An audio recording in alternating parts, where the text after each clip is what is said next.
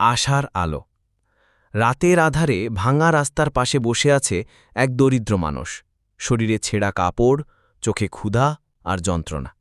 এই পৃথিবীতে তার জন্য যেন কোনো জায়গা নেই। হঠাৎ অন্ধকার থেকে এক ছোট্ট বিড়াল ধীরে ধীরে এগিয়ে আসে। তার চোখে লুকিয়ে আছে একই কষ্ট, একই একাকিত্ব। লোকটা নিজের শেষ টুকরো শুকনো রুটি বের করে, কিন্তু খাওয়ার আগে বিড়ালের দিকে তাকায়। তারপর হালকা হাসি দিয়ে রুটি ভেঙে অর্ধেক বিড়ালকে দেয়। বিড়ালকা খেয়ে তার হাত চেটে দেয়। নীরব সেই মুহূর্তে জন্ম নেয় এক অদৃশ্য বন্ধন, যেখানে কষ্ট ভাগ হয় আর ভালোবাসা জেগে ওঠে। মানুষজন পাশ দিয়ে চলে যায়, কেউ হাসে, কেউ বিরক্ত হয়, কেউ সাহায্য করে না। হঠাৎ বৃষ্টি নামে। দরিদ্র মানুষটা নিজের পাতলা কাপড় দিয়ে বিড়ালটাকে ঢেকে রাখে, নিজে ভিজতে থাকে, আর বিড়ালটা তার বুকের সাথে গা লাগিয়ে উষ্ণতা দেওয়ার চেষ্টা করে।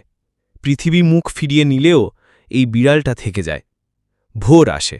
লোকটা আরও দুর্বল, কিন্তু বিড়ালটা তার কোলে বসে পাহারা দিচ্ছে। অন্ধকারের মাঝে ছোট্ট এক আশার আলো জ্বলে ওঠে। ঠিক তখনই একজন দয়ালু মহিলা থামে, হাতে ছাতা। সে প্রথমে বিড়ালের দিকে তাকায়, তারপর মানুষটার দিকে। চোখে জল ভরে ওঠে। সে খাবার আর আশ্রয়ের প্রস্তাব দেয়। লোকটা বিড়ালটাকে কোলে নিয়ে মহিলার ছাতার নিচে ধীরে ধীরে হাঁটছে। ভেজা পথ, পরিষ্কার হতে থাকা আকাশ আর নরম আলোয় ধীরে ধীরে মিলিয়ে যাচ্ছে তারা। বিড়ালের চোখে সেখানে জলজল করছে নতুন আশার আলো।